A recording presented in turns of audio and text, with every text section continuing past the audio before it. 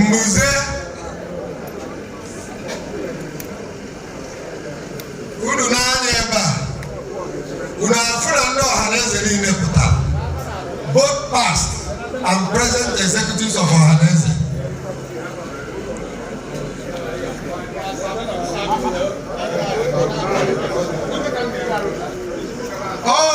Ihe onye na-eme ka ekweji akpụ ya na-eme anya ebe a mmadụ karịa ogene, you are doing well. Okwu ikwuru ebe a tata ọ bụ amụmeri nne echekwala okwu achịkwa, jisi ike. Ọ na-abụ ọgbaji odolu akpọkwa gị na fon, oge ụfọdụ abịa ma abịa ya tụọ alụ ihe a na-aga. I'm very happy na tata na Ohaneze Ndi Igbo na-eme their patron, one of their patrons.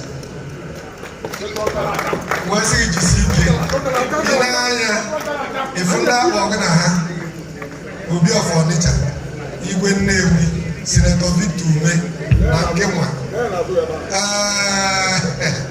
amazụkwa Ohaneze ọ dị ka ndị patron saya, ọ dị ka ọha kakarichara ahụ.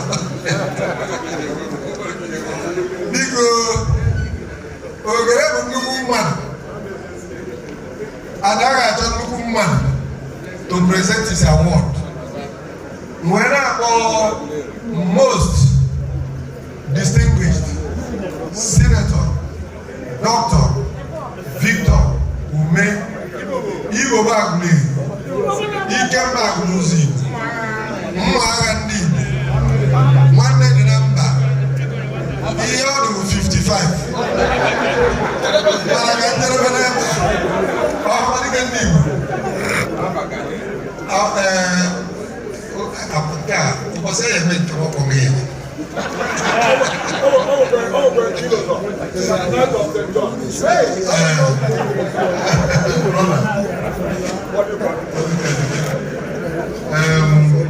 Ohaneze Ohaneze Igbo ndị Igbo niile gbakọrọ ebe a, nke a bụ oge aṅụrị. A sị na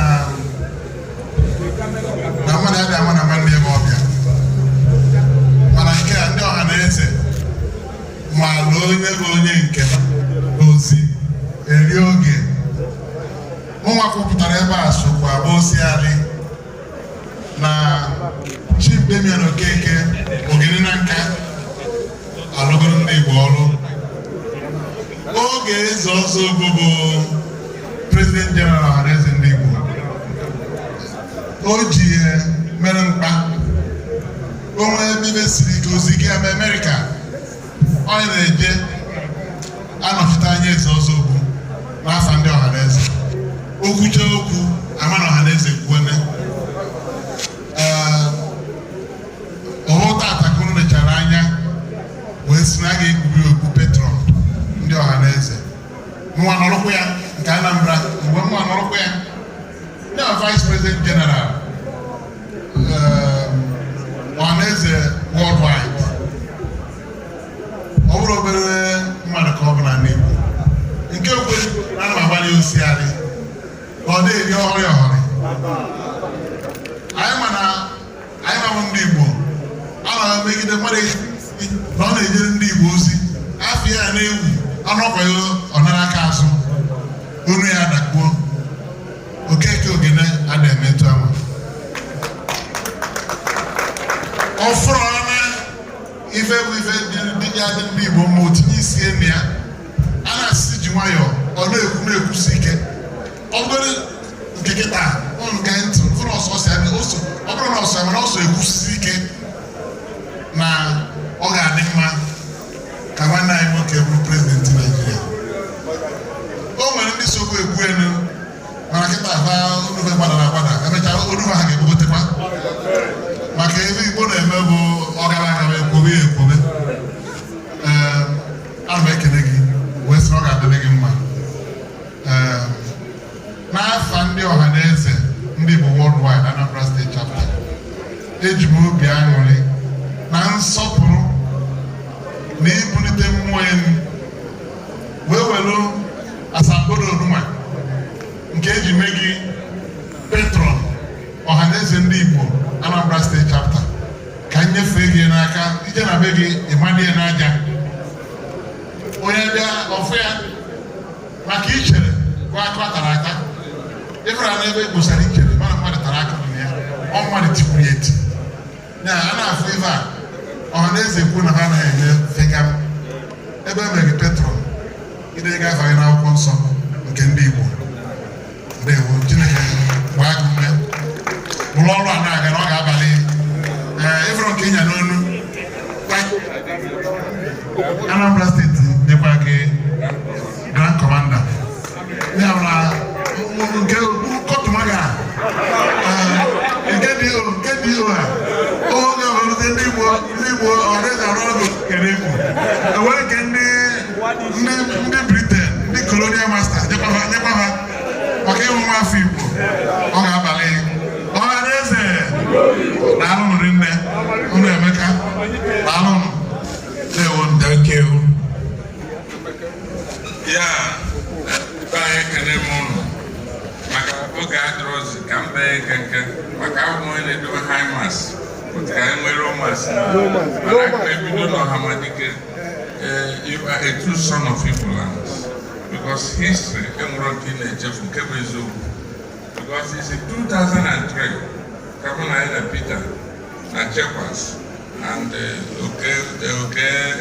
Zimbabwe and few others jere US ọmụnwa bụ leta Ohaneze ji wee dikiri ya apụghị Igbo Party 2003 maka 2002 maka Ojukwu were presidential candidate and it was not easy for us to deliver the letter because Mbadu Junior federal government here with a presidential jet they all want to have more opportunity they got killed us there but we fought hard and eventually the following day I presented the address and that is the beginning of everything.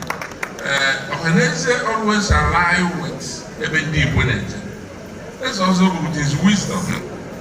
Knows that a great Africa for a fallback or one and a half going to attach it, I fall back to Africa.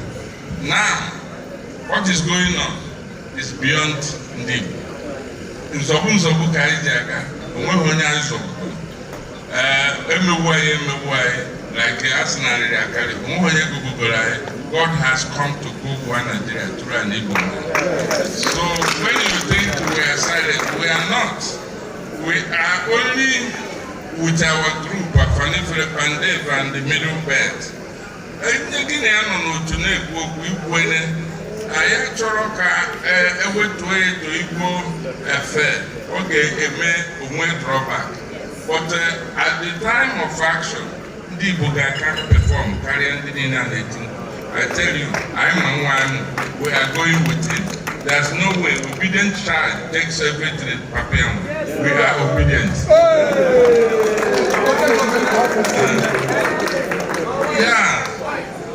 Coming to leadership.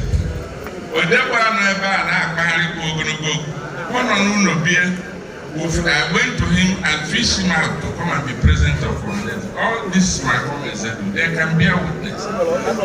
In leadership, you don't want people who come to say, I want to contest. But when you see a man who can do well, a good successor, you go and look for him. Even at the time, he wanted to disappoint us, but we continue to pass. In fact, we funded his being elected to make sure that he is there. So, and you can see the outcome of it. Things are moving. So, let's not go back for National Publicity Secretary. I have served Ohaneze for nearly 28 years. I'm the longest serving executive member of Ohaneze, and I have been consistent, I can say. Jirego, where madam, if I never was carrying a journey, I train people. I'm the second president of ASAT, and now the chairman board of trustees, Association of Time. We groom people to take over from us. Anybody who want to sit in one office and say it must be me, okay, that may expire or drop, and the drop may expire in one given hour. So never you stay to expire in any office without moving.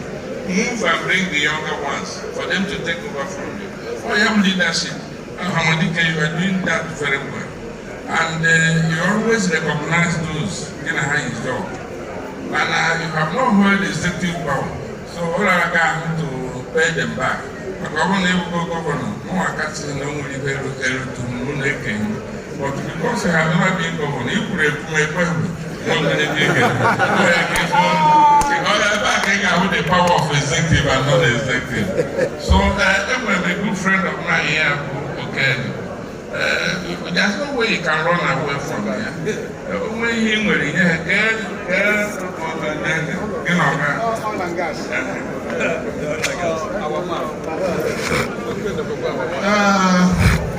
Ohaneze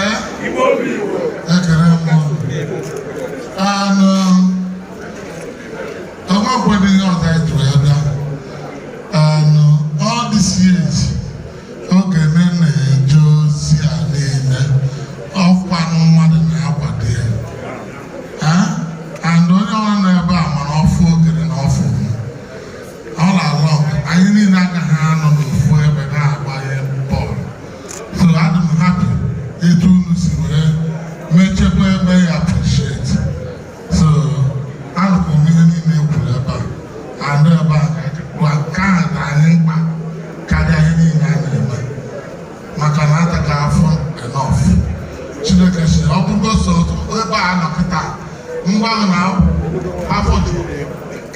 stage to guy makita na Nigeria afọju maka ka ya kechi na ebe a na-ekwu petrol isi onye Igbo adọrọ na azụ ọchịchị Nigeria emekwa atọtụ onye hapụ na line nọ na TV nwanne anyị nwoke na ọ na-etitiri abụọ ndị ọzọ nọcha anya ọ gịnị ka a na-ekwu ọtụtụ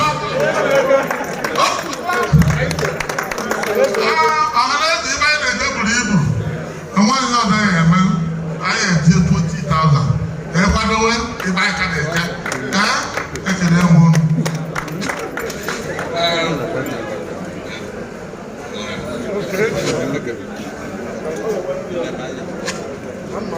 Ohaneze Igbo Igbo anyị amasịkwana ife anyị ga-ekwu na-ekwuchebe okwu niile mana ya mana oge na-azụpụta ndị mmadụ which I am a part of